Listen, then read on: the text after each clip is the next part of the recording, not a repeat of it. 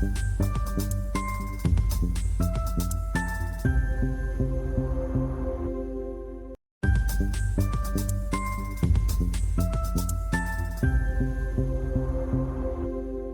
right, welcome to Patent Insider Secrets. Today's guest is McKeever Conwell. He's the founder and managing partner of Rare Breed Ventures. Mac is a trailblazer in venture capital, known for his commitment in investing in founders who are often overlooked by traditional tech ecosystems. His firm, Rare Breed Ventures, not only provides early stage funding, but also offers comprehensive support to accelerate growth for startups at their earliest stages. And that's not all. Mac brings a wealth of experience from his time as a software engineer, entrepreneur, funding manager at TEDCO, which is Maryland's Technical and Development Economic Funding Agency, and where he also championed minority entrepreneurs through innovative funding programs. And his dedication to fostering inclusivity and innovation in tech is matched only by his passion for empowering underrepresented founders to bring transformative ideas to life. So we're excited to dive into Mac's journey, to understand the unique ethos of Rare Breed Ventures and his vision for the future of VC. Please join me in welcoming McKeever Conwell, Baltimore's best and brightest. How's it going, man? Happy to be here. Yeah, definitely happy to have you here. So we know each other a little bit from working in this space, and I just really want to get into your story because you have an amazing story, and I think that drives everything about you, and how what you bring to the space is so unique and so much of a breath of fresh air. So I want to know what inspires you to become an entrepreneur. What inspired me to become an entrepreneur? It's a factor and collision of life events, right? So the first thing is, my father, right? My father was a dreamer. Right. When I was a little kid and I told my father I wanted to be a rapper, he asked me if I knew who signed that rapper's checks. Right. That was the beginning of understand what it means to be an owner, not to be an employee. Right. And so that leads me to that mindset. And then as I get to college, one of my friends in school who I met through a work program was this guy who was obsessed with being the Black Mark Zuckerberg, a guy by the name of Patrick Jackson. He's now the CTO of a VPN company out of San Francisco. And so, he was a Howard guy who, was just obsessed with coding. He was the first guy I saw quit his job to go to San Francisco because some dudes who used to work at Google gave him money. Back then, I didn't even know that those were investors. I didn't know he was starting a startup, right? He was just a guy who I worked with who did the same kind of things that I did. So he was a builder. He was able to build something that was making him money. Well, I'm a builder too, so I could do something like that. That was the mindset. That's the beginning of the journey anyway. Yeah, I guess there's a gap, I guess, between, we hear these stories. Like I went to school with one of the guys, Paul Judge, like my senior high school saw him. To see these guys, see where they are now, but see them then, and it's just like, it's a guy, they're doing this thing. He's like, that doesn't really sound too sexy to me. But then you see what it is. How did you go from that to? I mean, did that launch your first startup after that? Did that lead you to that space or? Yeah. So I guess for more context, in college, I got a co-op with the National Security Agency. Oh. So I was employed at the NSA every other semester, that's including summer semesters, right? And as part of that student program, it's 300 students, and of the 300, 30 of us were Black, right? And so naturally, I hung out with all the Black kids, right? And it was, but to be part of this program, you were either a computer science major or electrical engineering major, and you had to have at least a 3.0, right? And all the Black kids either went to an HBCU or Ivy League school, right? And so those became my core group of friends in my early 20s. And so as Pat is going on to go start his company, it was a group of us who were like, hey, we should be doing this too. And so 6 or 7 of us broke off and started building projects. This is what we started off with. They'd be evening and night and weekend projects. And it just so happened that 2 of my best friends from college decided to start on a project together as I was talking about this idea, and I got them inspired to do something.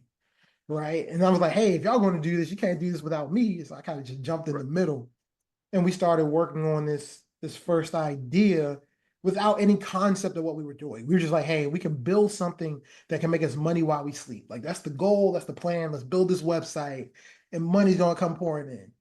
We didn't realize that you're not really building a website, you're building a company. And so that means there's all these other things that come into play, like not just building the website. That's great. Like if you build it, awesome.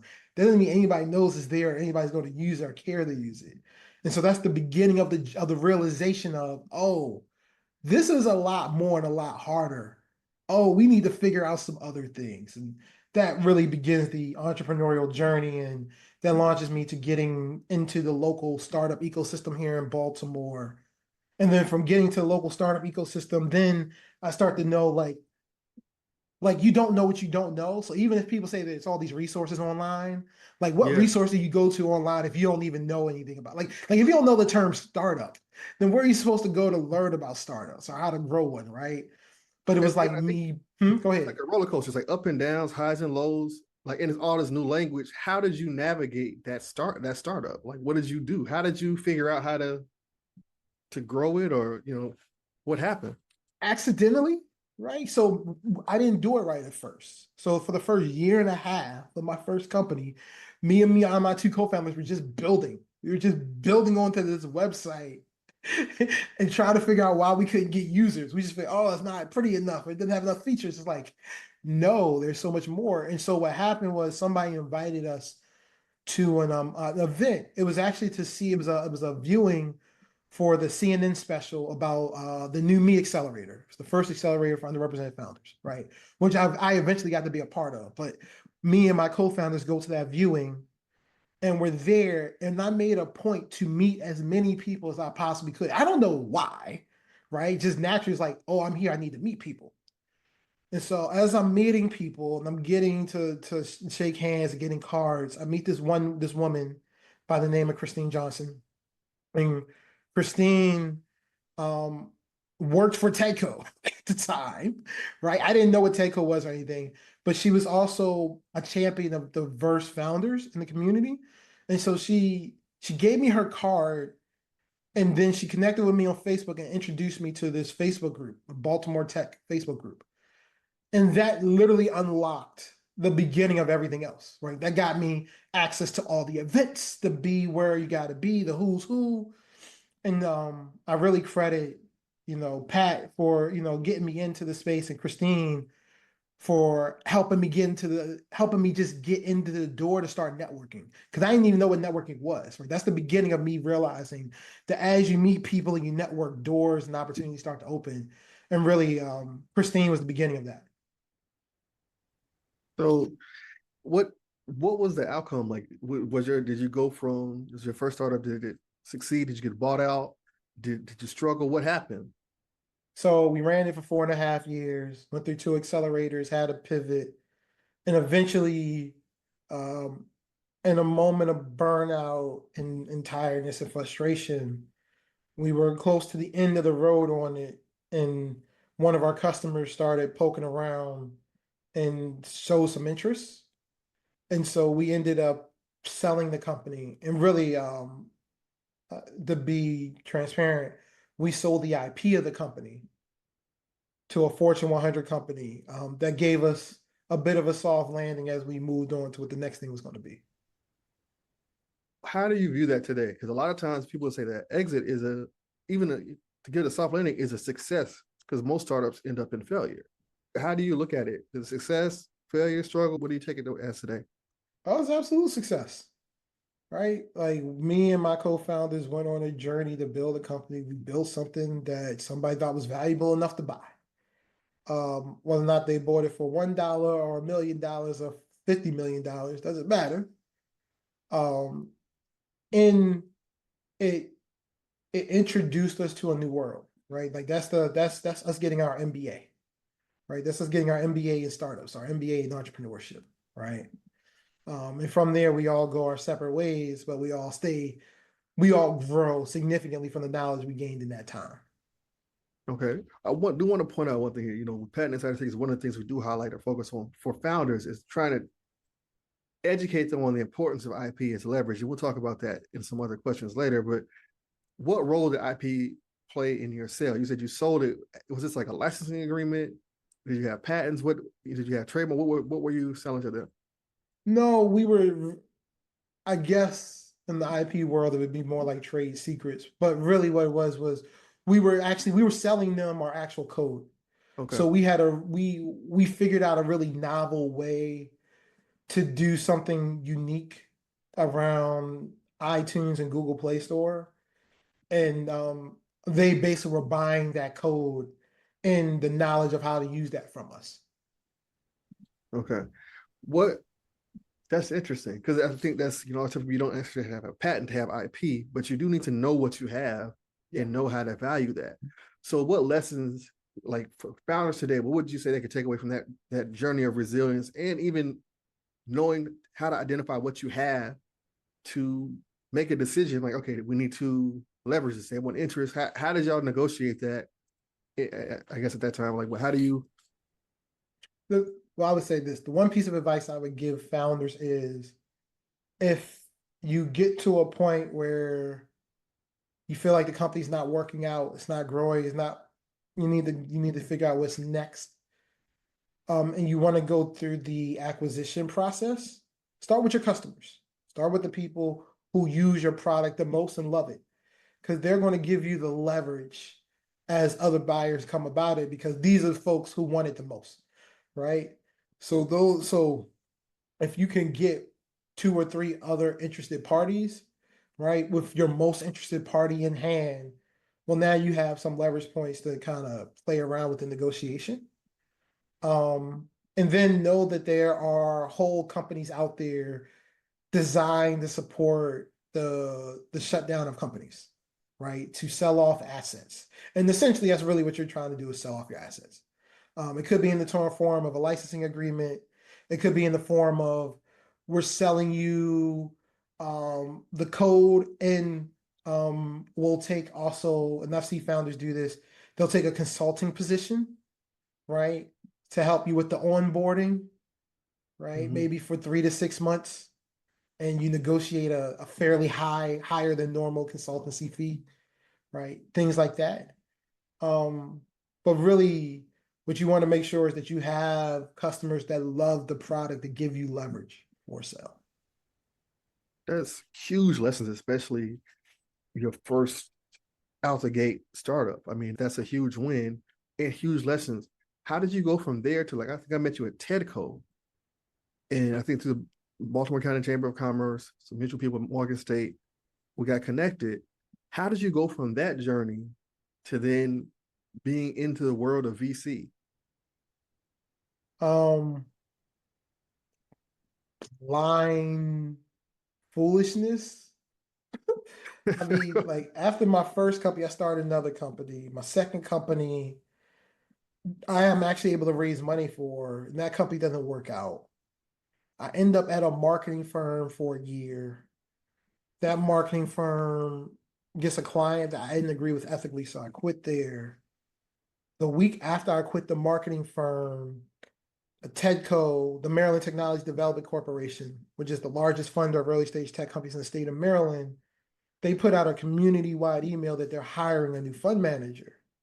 It's one of the most prestigious state jobs you can get in the state of Maryland, completely beknownst to me. I decide that that's the job I'm going to get. So I applied to that job and that one job only. Mind you, I just quit a job without planning to quit it, right? Like I quit a job on impulse without any plans. Mm. And then decide I'm only going to apply to this one super prestigious, super competitive job that I don't even know how prestigious or competitive it is. Just that this is what I'm going to do. But when I applied for the job at TEDCO, knowing the organization, I made sure I got letters of recommendations from every major player I knew in the local ecosystem, right? And as well as some of their board members, right? So like a minimum, they would have to interview me, right? And then after 4 months of interviewing me, they told me that I was not qualified for the position, but that they saw an opportunity for me on staff, and that there was this new junior position they were bringing on staff, and they asked me if I would take it. And so I took the job at Tedco, making the least amount of money I'd ever made in my professional career, Mm. just because I knew it would be my one opportunity to break into venture capital. And I was right. So that's that's how I get there. And then from there it just kind of takes off. Well, let's talk about that. I think that's something that's important. So I know you're saying you quit a job. What I'm hearing also is that you have a moral compass. You have certain things that you're not going to yield or give up. And so something about that company, what they were engaged in, it it went through, it didn't align with your moral compass. And so you said, okay, I'm not going to do this. And you also were confident in your abilities. And the next thing that comes, I know you said you weren't applied for one job, but you also pulled out all the stops, got all your friends and people in high places that you knew in the ecosystem and say, here, write me a letter of recommendation, put in a good word. So was the guiding thing saying that this was a way to get into VC, to be on the other side of I guess, the startup ecosystem? Did you see it at that time, or was it just, I need to get a job? No, I saw it because it's funny if you talk to people who knew me pre-Tedco, like years before when I was still a founder, they'll tell you stories of me sitting down with them and me telling them how one day I'm going to be a VC, right? I'm going to be an investor. Because in my mind, I knew I was going to be a successful founder. And after becoming a successful founder, there's a few routes to go. One of them is to become an investor. And so for me, that's the path I thought I was going to take, was I'm going to build this great company, become super successful, and then become an investor. It just so happens that like the super successful company didn't come. But I saw this opportunity where like, hey, if I can get into Tedco, this gets me into the world of venture capital. This gets me onto that path. And what I learned, and so that's what I thought I wanted. And what I learned where I got the job at Tedco was that all that BS people tell you, you'll never work a day in your life if you have a job you love, right? Like people say that, but that can't be real, right? Like I never considered in my life that to be a real thing, right? Because that's not real, right? Like you get a job, you might like your job, but nobody actually likes their job, Right. and nobody's job is fun unless you're like an athlete or maybe a rapper. But even then, there's stuff about their jobs they hate That too, you don't like. right? Right. I loved my job. I loved my job. Like they were literally paying me to do all the stuff I was doing for free, right? And that's when I realized like this was the thing for me. Before I just thought it was something I could do, and I could do well, and you could make a lot of money doing it. It was once I started doing the job, I realized how much I truly loved the job. Um, but yeah, I pulled out all the stops just because like that's just what I know, right? Like I have a high risk tolerance because I know what it feels like to be at the bottom. I know what it feels like to have nothing, right? And I know that at this stage of my life, I'll never experience that again. Like no matter how bad of a decision I might make, how messed up everything will be, I have a safety net of friends and family and people who love and respect me who will be there, right? I didn't always have that. And so knowing that I have that in my back pocket, it gives me the mindset to attack things with reckless abandon. All right. It's like just go do it, see what happens. And if it works, then hey, great things will happen. If it doesn't work, well, it'll be painful for a little bit, but you get back on the high horse and you'll get back out there. And so that's just kind of the way I attack life. I mean, that's a resilient mindset, and it is aligned with this world of VC. And at Tedco, I mean, you were the man at Tedco. I mean, you transformed Tedco to this day. It's like, for what I knew about Tedco before, I'd say it wasn't introduced to me as a welcoming space. And then I heard about it again and I heard about you, and it was a totally different space. And today it's totally different. Than I'll say even more welcoming. And they're continuing to grow. A lot of things, the seeds you planted are continuing to bear fruit. So in this space, you're at the state of Maryland, their biggest funding vehicle for all the tech startups in the state of Maryland. And what did you learn? What was the mindset? What did you learn about how founders get to money? Because now you're in a different seat. You're not a founder trying to get to the money. I guess you're giving money from the state. You're funding Yeah. companies. how's it? So what did you learn about as a founder? Like how should a founder approach getting institutional money or getting VC investment? Like what's the mindset shift? The mindset shift, I think. Like I think you know this as a founder instinctively, but like when you're on this side of the table, it becomes crystallized of your comp like your competition is every other company going for funding at the same time. And so no matter how good you think you are, there's 50 other companies at a similar place to you, all trying to find money from the same people as you. And those people are trying to decide which of you 50 are the three they're going to give money to. And so just the sheer volume of companies asking for money became really clear. And so that even more so crystallizes the importance of traction, right? Like I've always talked about traction. That was the biggest thing I learned in the transition from my first company to my second company was really trying to understand and learn how to get customers and being very laser focused on that. Because at the end of the day, like all of this stuff is really driven by that, right? There are some unique companies where the customers will be there regardless, right? That's kind of like some B2B stuff. There are some unique companies where you don't have to think about that as hard as much as you just need to make this thing work, right? Like there are certain things like if you could create a teleportation device to get me from here to San Francisco in 2 minutes, then it doesn't matter all the other stuff, right? Let's like, can we just get it to work and everybody be safe? Like if we get it to work and everybody be safe, then everything else we can figure out. Like how do you get customers? We ain't got to worry about, right? Like, um, but really seeing how important traction and speed attraction, and also understanding how rare it is to see that speed attraction grow.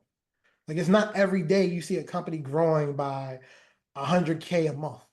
It just it just doesn't happen every day. And when it does, like you get bright eyed to it, and then also to recognize very keenly how easy it is for a company to fail even after they've raised millions upon millions of dollars. Like that's the other Wow. thing that I've learned on this side that I didn't realize as a founder. Like raising capital as part of the journey is such a small part of the journey. And the amount of times a company might die in the process of becoming this mythical unicorn $1 billion valuation thing is ridiculous. Like all those companies that you love, like if you could take a chance, if you have 5 companies that you as a founder love or you're inspired by, go and see if there are Harvard business reviews on those companies or see if there are like college reviews or perspectives on those companies and go read up on how those companies recruit. And I Mm. dare you to count how many times those they talk about the company being low on money or almost closing. It's mind blowing to see a company raise $60 million and like a year later be on the brink of going out of business. Now, Right. how does that happen? I know for founders, especially if you're dealing with startups and early stage companies, they're like, if I just got $100,000, or I just won this, got a $10,000 here, and I'm just like this, but I'm like, that's not enough money. And you got to think about what you actually need. You don't have enough traction. That's not you're gonna be broke in 6 months. What what are the things that you see? Is it the winning pitch deck? Is it a certain mindset? What is it that sets the tone to say, now I'm ready to get money. Now I should focus on raising capital, or should I work on perfecting my business? What comes first for founders, and how do you grade a successful company at these early stages? I always tell founders you didn't start your company to raise money. You started your company because you had a brilliant idea or you saw a problem in the world that you wanted to solve. So the more you focus in on that and making sure that the problem you're solving is something that people are willing to pay for or want to use, everything else you want will come. Too often I see founders try to contort themselves to fit what they think a VC wants or what they hear a VC say.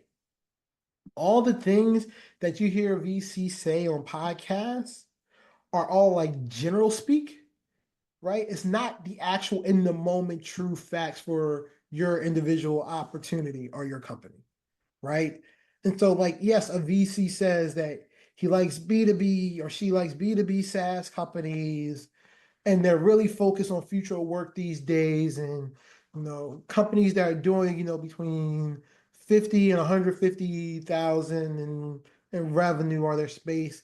And you fit all those marks and you're doing more revenue than they're talking. You're perfect for them. Okay. But that VC may have invested in the competitor. Okay, that's the wrong one. Here's another one. You're perfect for them. Okay.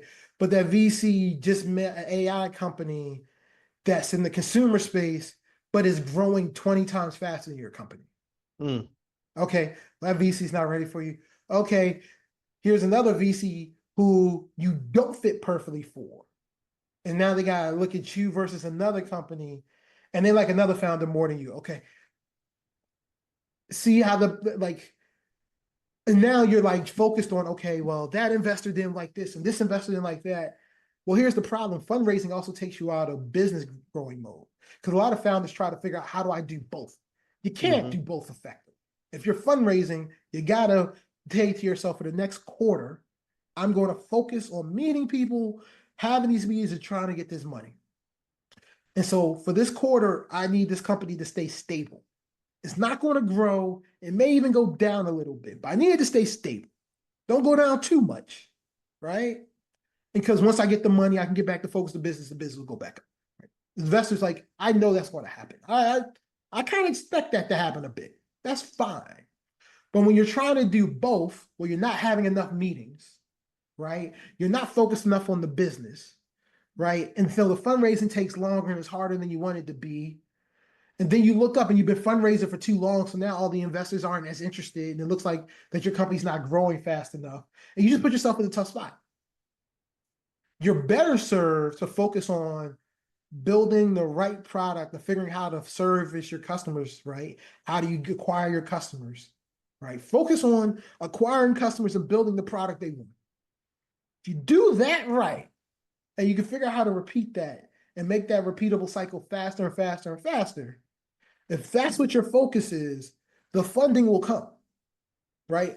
If you can figure out the other stuff, and granted, that's hard because sometimes it's chicken and egg. It's like, well, I need money to build the product. Yes and no, right? That's the other thing as an investor. I've seen people do so many things with little to no money.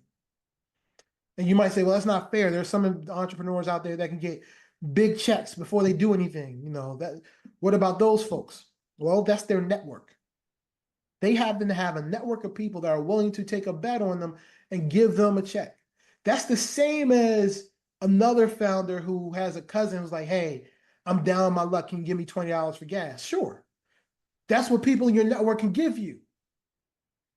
It's not that Right. founder is better than you or anything other than that. It's just that founder has a network of people where, writing them a $20K check to their startup is the equivalent of your cousin giving you $20 for gas, or giving you $150 for your light bill, right? Like it's a network difference. It's not the other. And it's not just that they went to Stanford or Harvard, because there are plenty of people with Stanford or Harvard who don't have that network, right? Right.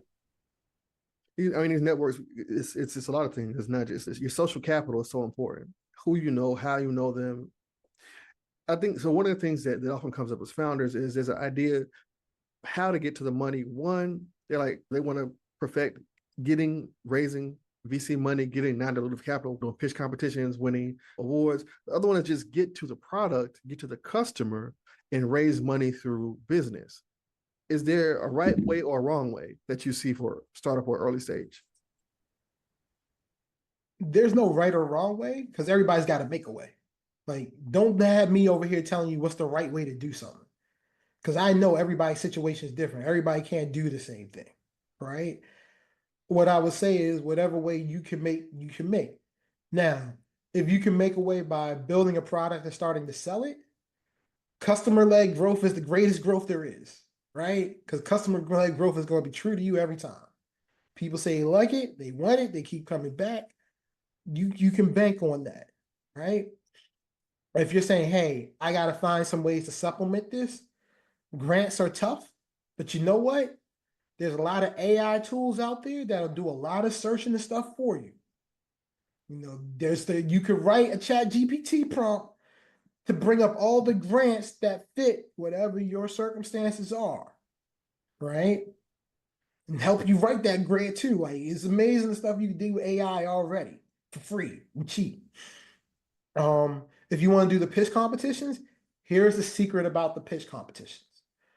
There's essentially really two type of pitch competitions as you think about it. One where you have judges, and I should say two type of judging, right? One where the judges are professional investors or VCs like myself, or judges that are people from the community, local business leaders, other entrepreneurs, folks like that.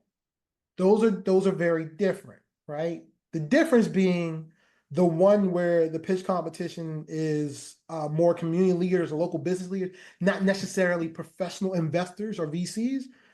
That pitch competition is going to be more of a feel-good story.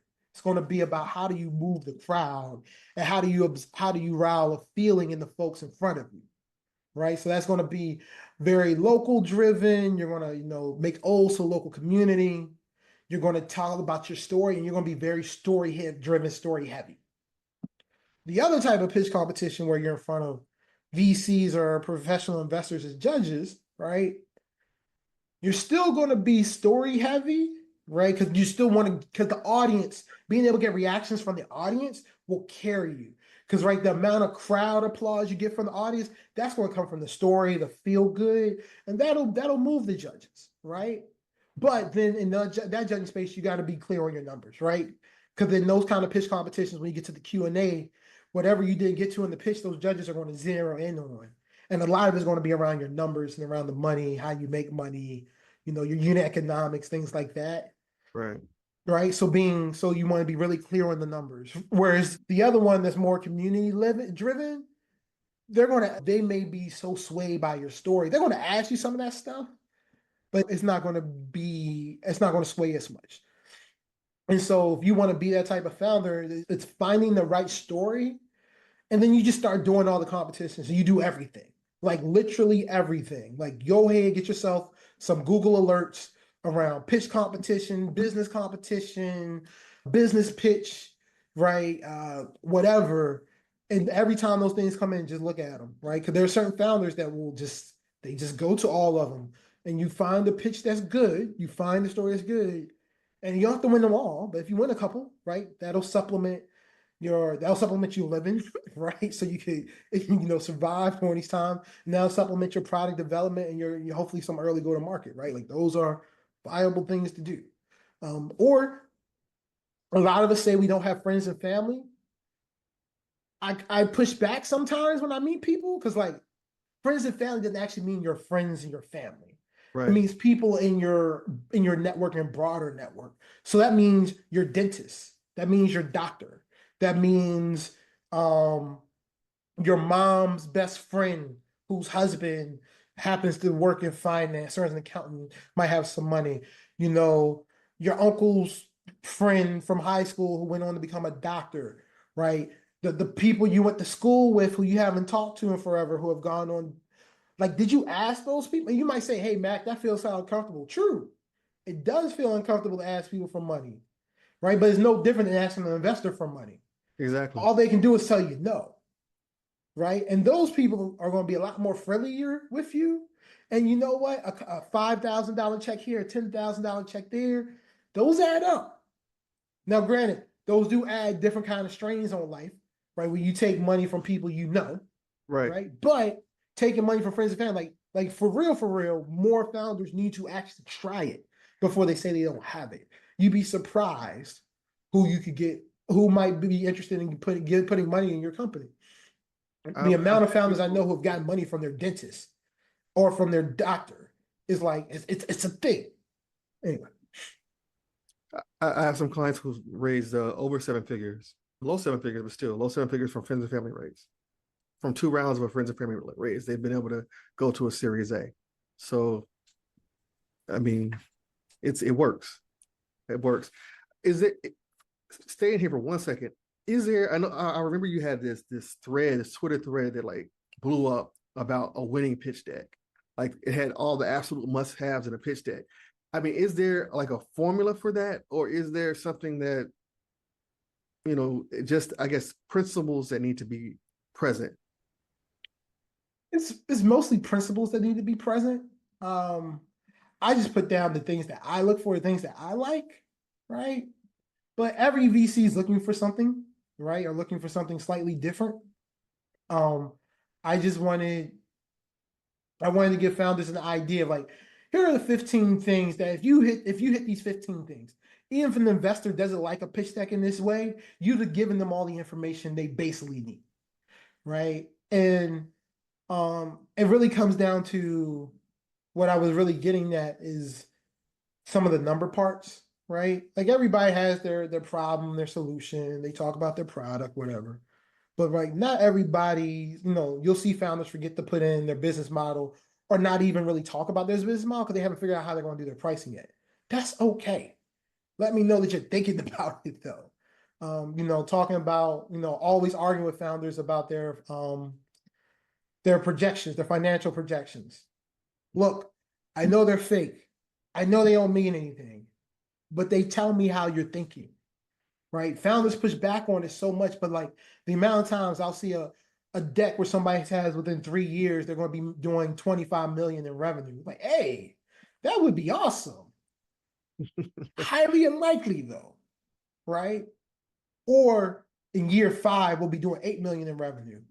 Hey, 8 million in 5 years, that's a good business. I don't know if that's a venture backable business. And that's not to say you're not building a venture backable business, but you're not thinking about it like one right now. Right. And I can tell that from the way you did your financial projections. And it could just be a thing of a founder trying to be conservative and doing what they think an investor wants and not knowing, like, no, I need you to show me how ambitious you can be within reason. Show me ambition within reason. Then I'm like, okay, this gives us a guiding light. This ain't going to happen, but let's guide in that direction. And so just trying to point out these things that founders like to push back on a lot. It's like, hey, there's value in these things. And also, I was having a lot of founders reach out to me. It's like, hey, if you're going to reach out to me, great. If you're going to send me a cold email, send me a deck, great. But if you're going to do it, like, just make sure I have some of these things in it. Like these are some things that are going to be helpful. So sticking on here before, because I think I want to kind of round out as we're closing out here, but the financial projections, it's a big sticking point for a lot of founders. Trying to think about money. A lot of them may not have money at the startup stage. What financially are VCs like really looking for at the startup phase, and how can they align their pitch or business model with those expectations to stand out? Because I mean, it's like I said, it's a crowded field. You're getting 50 other companies similarly positioned. What needs to be conveyed in their thought process or in their deck, how they look at, their projections, their approach to business? What are you looking for, to be aligned with your thinking, to make sure that, okay, this is a company I can get behind? What, I guess, signals or language or what factors come into play? I mean, it's different for every company. Like the thing that's going to make almost any investor jump out of their seat and be like, we're aligned is your traction growth. How fast are you growing? Right? Because your speed of growth is the one piece of anecdotal data that we can point to that shows that when a company grows this fast, you have a better shot at becoming a unicorn. Right? Outside of that, I want you to know your numbers inside and out, but that's not going to come through in your deck. It's going to come through in your deck that you have your numbers there. Right? What's really going to come through is when I talk to you about it. Right. What I would say so I'll say this, right? Think and when as an entrepreneur putting their deck together, think about your audience, right? What does the investor care mostly about? If it's an investor who's talked a lot about market, and then talk about then talk about the size of your market, and then put in there why you believe your market to be that size. Like put in real market analysis that they can kind of really look at. For me, I'm all about customer acquisition. So when you get to your slide where you talk about how you're going to put customers, don't just have on there social media, paid advertising, and word of mouth. Put in there go put in a little extra about your go-to-market strategy. Hey, like our initial go-to-market strategy, we're going to use a lean paid media strategy because our co-founder, our marketing co-founder has expertise in paid media, and we've already tried We've already shown success spending only $200 to garner 50 sales, right? Like that's detail heavy. But if you know that I'm somebody who cares about customer acquisition, having that detail heavy there, you're going to stand out versus other entrepreneurs because most people are just going to put something basic there and keep it moving. That's going to lead me to have to really ask some questions, right? The more detail you give me about the things I care about, the more you give me, the more I can lean in, right? But if you want to get my eyes to pop out, in the cold email, say, "Hey Mac, would love to tell you about my great company. Just wanted to let you know yesterday we just signed a channel partnership with Starbucks. They're going to be coming on doing 5 million a year. Now here's my deck and let me tell you about my business. You had me at Starbucks, baby. Let's go." Right? Like Right. that's at the end of the day, we all talk about these pitch decks and the store. Like, yeah, that's all cool and all, but at the end of the day, what I'm investing is the business, right? You want to know what's going to give me interest? How is your business growing? How are you making money? Right? And if you're saying, "Hey Mac, you're a pre-seed investor, I'm supposed to get to you before then." Yes and no. Some of the companies I invest in is before then, right? But those are really unique circumstances. Most of the companies I invest in are already making money and growing pretty well. I just happen to be the person who's willing to say yes before everybody else, right? I think I mean that's golden. Oh, listen to this, y'all. Take notes on this because you know getting after the part we're talking about stories from the trenches, and you have an amazing story, and I think what you just said resonates with me in the sense that because you've done the work yourself to go from thought to action, from action to pivot to exit to venture number two and you've pivoted and gone different. You know the signals, so you're seeing traits and behavior. So someone that I can say like whoever is successful, any of the founders, any ones that I've worked with, they know their numbers. They may not be the numbers guy, they may not be the accountant, may not be but they know their numbers. They know why the business works, and they know it with confidence. It's like they breathe it. And I would say that's definitely one of the behaviors that successful founders have in common. What are other traits and behaviors that you see from successful founders, companies that you would say, yeah, this is what I'm going to invest in? What are the successful traits and behaviors they have in common? Knowing when to be lean with their money and when to spend. Knowing when there are times to get tight with the money and be really, you know, uh, be very cutthroat with budgeting, and knowing when it's time to put fuel to the fire and really ramp it up. Um, Founders who are empathetic but not paralyzed by it. And what I mean by that is you always hear hire slow, fire fast. It's actually hard to fire people if you like them, Mm-hmm. Yeah. right? But learning how to do that quickly, right? And do it in a way that isn't crass. Like founders who care, but are able to care and still do all the business things right. I've seen founders who care a lot, but care so much that they let the business get away from them. And I see people who are so locked into the numbers in the business that they lose the human side of it, and they let the humans get away from them, and that causes the company to fall apart. But people who are like in the middle, it's rare. It's not something you see every day. I see those founders doing well. Founders who are good at negotiating, those founders tend to do well. Because the founders who are good at negotiating tend to be founders who are good at understanding their worth and their value. That also means they tend to be good at understanding and being realistic with their faults as well. Like they know where their leverage points are in a negotiation and where they're not. And so they know where to give and where to take. Right? I've seen those founders do well. And that's hard to do. And then founders who are just really opportunistic. When you see an opportunity, it may just be for a moment in time, but timing is such an important thing in this industry. Mm-hmm. Like sometimes the success of a business has nothing to do with anything other than just good timing, right? Like that is the hard truth. You may have the best company, the best product, the best everything, and you may not win a market because of just poor timing. You were too early, you were too late, what have you. But when the time is right and being able to recognize the timing and take advantage of it is really important, right?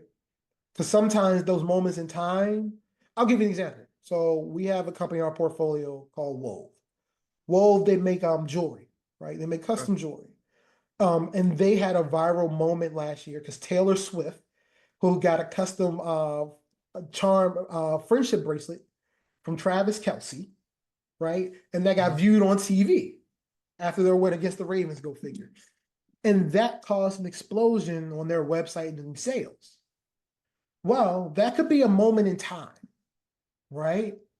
Um, they were very, very proactive in figuring out why this moment in time happened and how to take advantage of it so they could keep those customers going forward. And they've been able to stabilize their company growth beyond that inflection point. Okay. That's unusual. Very often we see these inflection points and people think it's going to be a change in their company, and it's just a spike. But once it Mhm. comes back down, they got to find out how to recreate that spike. A lot of people never do. They figured out a way to sustain using that momentum because they saw that timing and they went really hard at it. And so being able to figure out, see those moments, that's unusual. I mean, that's wow. Everybody would hope to have that kind of spike in the business, but we can't always hope for that. So, what would be like, what's the single most actionable step a founder could take today if they want to level up their business, if they're trying to get the traction and get themselves in a position to raise capital or just to prove that they have a viable market? All right. What I've seen for most and this is for founders who are just getting started. You're just building your company. You're trying to figure out what you're going to do. Right. And what I've seen is founders very often default to doing the things that they're good at or like to do. So if you're a founder who's building a product and you're good at building, but you don't know how to get customers, and so you want to raise money so you can spend on marketing or you can hire somebody to market. What I'm gonna tell you is I'm gonna challenge you, spend the next 2 weeks in front of YouTube watching every video you can around growth hacking and marketing, and then go do it. Mhm. Because if your company doesn't work out, it's not going to be that it didn't work out because you couldn't get the money to hire a marketer. It's going to not work out because you couldn't market your business. Whatever you choose, how you choose to go about that, it's up to you. But that's up to you, CEO. Yeah, you want to wait around for the money before you get a marketer. You want to find the right person because that's not what you do. This business is what you do. Go do that. It's uncomfortable. It's not what you do. Go do that. Hey, marketing person, business person, you like going to the meetings. You like going networking. You like having we got a meeting with this person set up. We got this conversation going. We got this going. But we got to fit it. But I got to find somebody to build it. I got to find somebody to help. Nobody wants to help me. Everybody's doing their own thing. The person working with me is not good enough. I don't have the money to do it. AI is a powerful thing. Spend 2 weeks in front of YouTube. Watch every video you can about how to build an app using AI and with prompts or whatever you can, and then start building. Like you don't have to be a coder anymore to build something basic. Or if you gotta start with a website, build that website. Then yeah, everybody got apps today. Well, you say you're a good marketer, so show me how you can use that website to get this money and then get the app going. Because everybody can get to a website from their phone too. Like that, don't give me the excuses about what you need.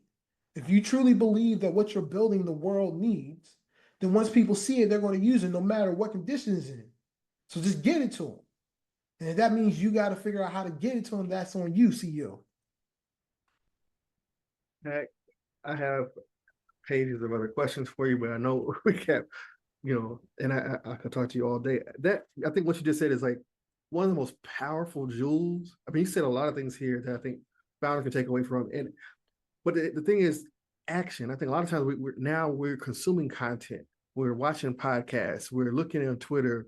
We're getting excited about hearing from someone like you, right? But then the action. Uh, what is the impediment to action? I can imagine you see so many founders come that have great stories, great companies, great potential, great markets, even great timing, but it fails. And then you see someone that doesn't have any of that, but they win. Like, what is there anything that you've gleaned to see, like why some fail despite having a great idea, and why others, they quit, and then some make it even though they don't seem to have any other, secret sauce or the best network? What is that thing? Every company's journey is different. What I would say is there's something to be said for resiliency and pushing forward, even when it may not seem like the smartest thing to do, right? But I think all founders have grit. But like you don't know if you gave up on that company, 6 months too early, right? Trying to navigate that. And then it's a ton of luck. Like the real answer to your question is the difference between the one that made it and didn't, all things being equal, sometimes it's just luck. Sometimes it's just timing. Sometimes it was they got the right first customer, they got the right contract, they got the right employee. It's so many things that go in to building a successful company. And and I think just to try and crystallize this, right? Look at Roblox. Roblox is an incredible company. Mhm. It took them 16 years to go public. Wow. Multiple pivots. And in those 16 years, I guarantee you that company died almost 10 times. Mm. Right? Yeah. Like the things that lead to that company being successful versus not failing are so wide, right? The instances and like those little moments that got them over the hump, but stories you will never hear, right? Like these found like if you got 10 CEOs that took companies public in a row and just had them start telling stories about when they thought the company wasn't going to make it and what was the moment that changed everything or saved everything, you will be gobsmacked by the realness of how close these companies we look at as behemoths came to die. Mm. Right? I mean, everybody famously knows Apple. We all Mm-hmm. know the Apple story, and Apple's $1 trillion company. Yeah. Wow. Could have died multiple times because building companies is hard. So the difference, man, sometimes it's just some luck. Yeah. I mean, you hit on the head. I want to say thank you, Mac, for your time. I know your time is in demand, and I know that there's some founders knocking on your door, and some investments that need to guidance, and founders that need support. But where can I have listeners follow and connect with you, find out more about Rare Breed Ventures, if there are companies or founders that think they might, warrant an investment from Rare Breed, how can they find you? You can follow me on Twitter at Mac Conwell, MacConwell. That's probably where I'm most active. You can find me on LinkedIn. I'm going to be trying this Blue Sky thing. Everybody seems to be doing Blue Sky these days. So that's where you can find me. That's where you hit me up or on Instagram at Mac Conwell. Okay. Again, Mac, thank you so much. I mean, I wanted to emphasize that if you are a founder, if you're an innovator, and you're tuning into this podcast, these gems here, I mean, and I know you're not going to say it yourself, but I mean, man, you represent, you embody grit and resilience. I mean, when I talked to you when you were leaving Tedco, talked to you when you're starting Rare Breed, and to see the hustle and the grind that you put in to build Rare Breed, and the belief, and there's the work. I think what you said, a lot of times people misjudge the amount of work and consistency and discipline that it takes to move from one stage to another. They think that, okay, if I just send this email, it's going to work. You might need to send 5,000 emails. You Yep. might need to do that every week. you, Yep. you might need to get your email account might need to get flagged for spam because you were that active. In order for you to actually move from where you are, you need that much momentum.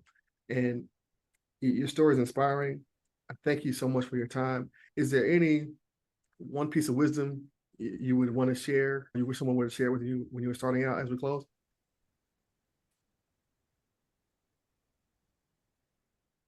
When people talk about networking, we always talk about the people we want to reach out to, right?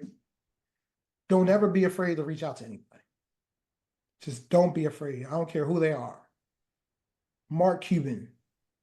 Doesn't matter. Like, just reach out. You'd be surprised how many people respond.